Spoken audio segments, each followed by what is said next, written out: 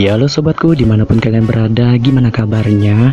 Semoga kalian dan keluarga dalam keadaan baik-baik saja ya. Kali ini kita akan membahas Donghua Immortality episode 12 yang tayang hari Senin ini. Perlu diingat, ini hanya sekedar spoiler. Jika narasi dan video berbeda, mohon dimaklumi ya. Jadi kalau ada yang nanya, "Bang, kok video sama narasinya beda bang?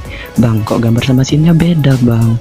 Bang, kok videonya muter-muter sih sampai puyeng pala saya?" Ya iyalah cuy, ini kan bocoran spoiler yang episodenya belum rilis. Maka dari itu, saya buat video ini agar kalian gak penasaran bagaimana sih jalan cerita selanjutnya. Oke lah, itu aja. Untuk kalian yang penasaran tentang cerita Immortality episode 12 ini yang tayang 1 minggu sekali, oke, langsung aja kita ke ceritanya. Let's go. Setelah menghabisi Pangeran Merah Muda, menghabisi Liu Kang si pengkhianat, dan juga bertemu Xiaolong si manusia naga, Pang Han dan Hong Yi beristirahat sejenak dan memandangi jasad para murid sekte Yuhua. Namun, ketika Pang Han masih melamun sejenak, dia mendengar bisikan gaib dari Xiaolong si manusia naga untuk menyuruhnya pergi dari tempat ini. Mendengar bisikan dari Xiaolong, Pang Han mengajak Hong Yi untuk bergegas pergi.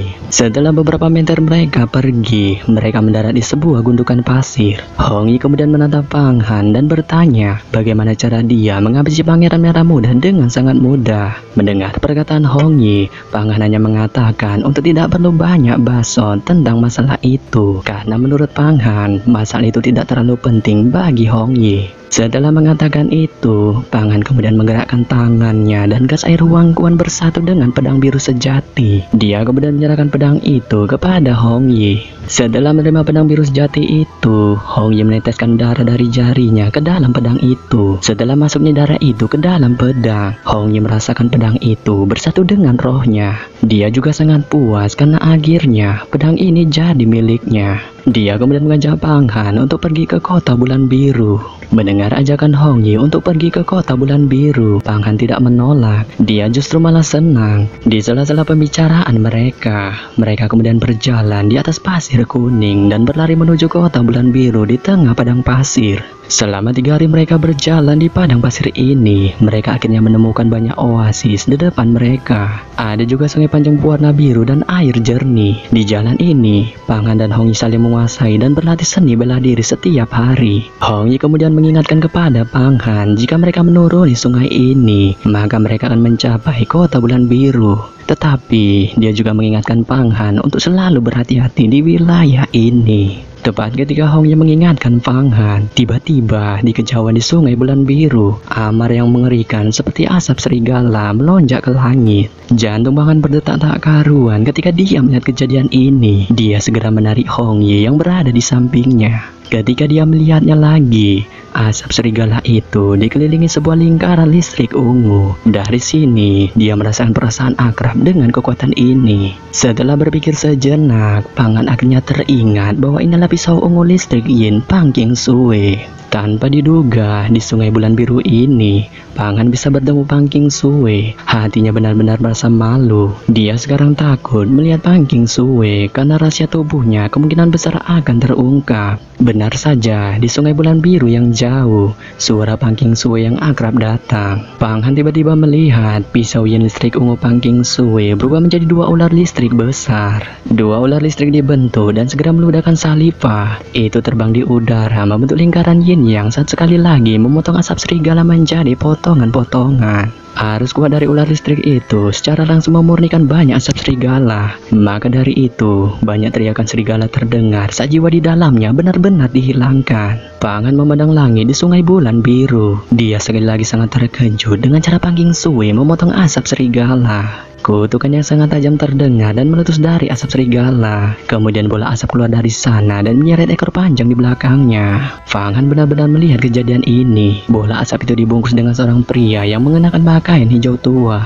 Dia memegang labu kecil di tangannya dan asap terus keluar dari labu itu. Dengan kecepatan terbangnya yang sangat cepat seperti panah Arjuna, dia terbang dalam sekejap mata dari atas alun-alun. Melihat ini, Pang King Sui tidak tinggal diam. Dia kemudian bergerak dan muncul muncul di sungai. Pada saat yang sama, dua ular listrik ungu Yin dan Yang telah mencapai kakinya saat dia membiarkan langkahnya dengan satu kaki berkeliaran di antara mereka. Dengan langkah kakinya, dia berjalan di atas Yin dan Yang dengan dua ular listrik ungu dan dengan cepat mengejarnya. Melihat bahwa serigala kecil Wang Molin akan menghilang dari pandangannya, Pang Kingsue membeli listrik ungu tebal di tangannya. Itu langsung membentuk sebuah busur raksasa dengan sangat tinggi, diikuti oleh petir ungu yang berubah menjadi panah. Dia kemudian menembakkan panah itu secara langsung dari langit dan mendarat di tanah. Dalam sekejap, itu menabrak pengawal serigala Wang Molin yang berada di atas bola. Wang Molin segera berteriak dan bola tubuh serigala hancur dan jatuh ke sungai bulan biru. Pada saat yang sama, pakaiannya mulai terbakar dan wajahnya berubah dalam sekejap. Dia kemudian turun ke sungai. Saat ia turun ke sungai, Wang Molin sangat marah. 7 labu di tangannya tiba-tiba meledak dengan percikan air. Itu memunculkan air hitam saat air itu benar-benar membungkus tubuhnya dan menyatu dengan sungai. Dalam sekejap, dia langsung menghilang.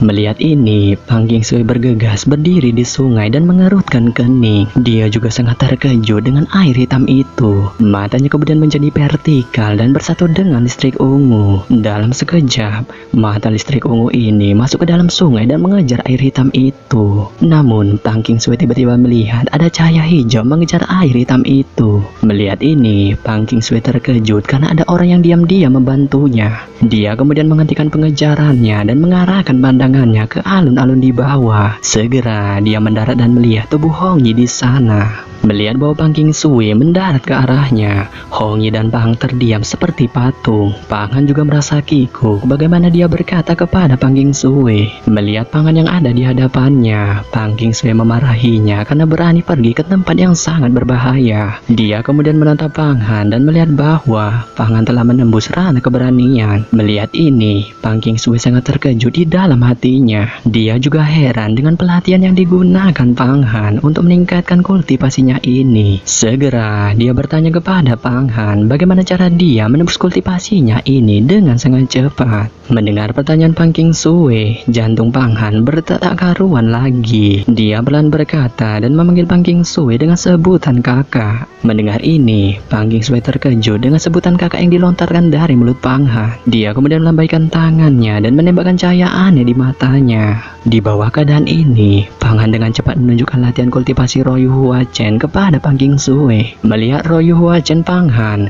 Pang Kingsue semakin terkejut. Dia juga mengerti bahwa Royu Hua Chen ini diajarkan oleh Peri Bangau. Kemungkinan Pang Han sebenarnya telah diajarkan olehnya. Melihat keterkejutan di wajah Pang Kingsue, Pang Han hanya tersenyum. Dia juga berkata kepada Pang Kingsue akan terus berlatih. Maka dari itu, tujuannya datang ke gurun ini untuk menghabisi pemimpin saing agar mendapatkan posisi sebagai murid dalam. Mendengar kata yang diucapkan Pang Han, Pang Kingsue tidak menjawab. Sebaliknya, dia mengalihkan pandangannya ke arah Hong Yi dan menyuruhnya untuk pergi duluan ke kota bulan biru, yang dimana banyak para murid sudah berkumpul di sana. Mendengar perintah Pang Kingsue, Hong Yi mengangguk. Dia perlahan memandangi Pang Han, tetapi tidak berani melanggar perintah Pang Kingsue. Segera, tubuhnya bergerak dan melesat jauh ke depan, meninggalkan Pang Kingsue dan Pang Han. Setelah kepergian Hong Yi, Pang Kingsue menatap Pang Han untuk sementara waktu dan dia tidak berbicara. Matanya pelan memancarkan cahaya ungu dan dia tidak tahu apa yang dia pikirkan. Pang Han juga terlihat olehnya dan dia tidak tahu apa yang dia lakukan dan apa yang harus dia lakukan. Pang Kingsue memandangi Pang Han sebentar, berjalan naik dan turun dari pasir. Dia tiba-tiba membuka mulutnya dan mengejutkan Pang Han. Dia berkata kepada Pang Han karena telah menjadi orang yang percaya diri dan memuji dirinya karena telah menyingkirkan belenggu di hatinya dalam waktu singkat. Mendengar kata-kata Pang Kingsue, Pang Han memandanginya dengan mata terbuka. Dia berpikir bahwa Pang Kingsue akan menghukumnya, tetapi sebaliknya dia malah menunjukkan penghargaan yang tidak diharapkan. Namun saat ini dia memiliki rasa percaya diri di hatinya. Kemudian Pang Han perlahan berbicara dan berkata kepada Pang Kingsue tentang Wang Molin sebelumnya. Dia juga menjelaskan kepadanya bahwa dia pernah melihatnya di luar Bukit Bulu ketika dia bersama Peri Bangau. Di antara pembicaranya itu,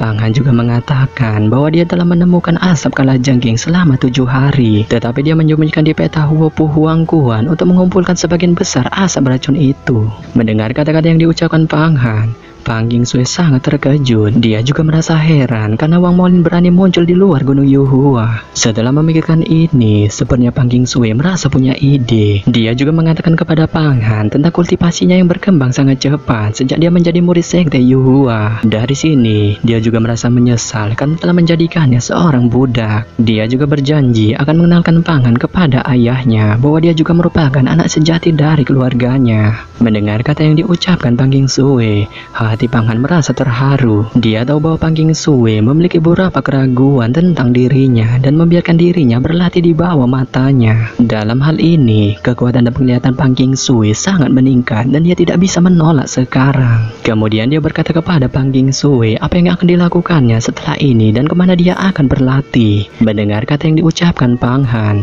Pang Qingsui mengatakan bahwa dia akan pergi ke dasar jurang untuk menghabisi seseorang. Dia juga meminta bantuan Pang Han untuk bertarung dengan iblis bawah tanah. Ketika Pang Qingsui berbicara, ada dua ular ungu listrik Yin dan Yang di sekelilingnya. Dia duduk di atas kepala seekor ular ungu listrik dan menyuruh Pang Han untuk duduk di atas kepala ular lainnya. Mendengar kata-kata Pang Qingsui, Pang Han dengan cepat duduk dan tiba-tiba merasa tenang. Dia juga merasa terkejut. Ular ungu listrik ini dengan lemah menghisap tubuhnya. Melihat keterkejutan di wajah Pang Han, Pang Qingsui segera menjelaskan bahwa itu hal biasa karena kekuatan ular ini tidak ada habisnya. Dia juga berkata kepada Pang Han untuk tidak perlu banyak bertanya karena lambat laun dia akan juga mengetahui rahasia misterius ini. Mendengar kata-kata Pang Qingsui, Pang Han perlahan mengangguk dan menutup mulutnya. Melihat Pang Han yang sudah terdiam, Pang Qingsui perlahan menutup matanya. Setelah itu, dia menepuk kepala ular listrik ungu dan terbang menuju awan. Widih, bocoran episodenya aja seru seperti itu ya, apalagi video aslinya rilis nanti. Oke lah, sampai di situ saja. Bye-bye.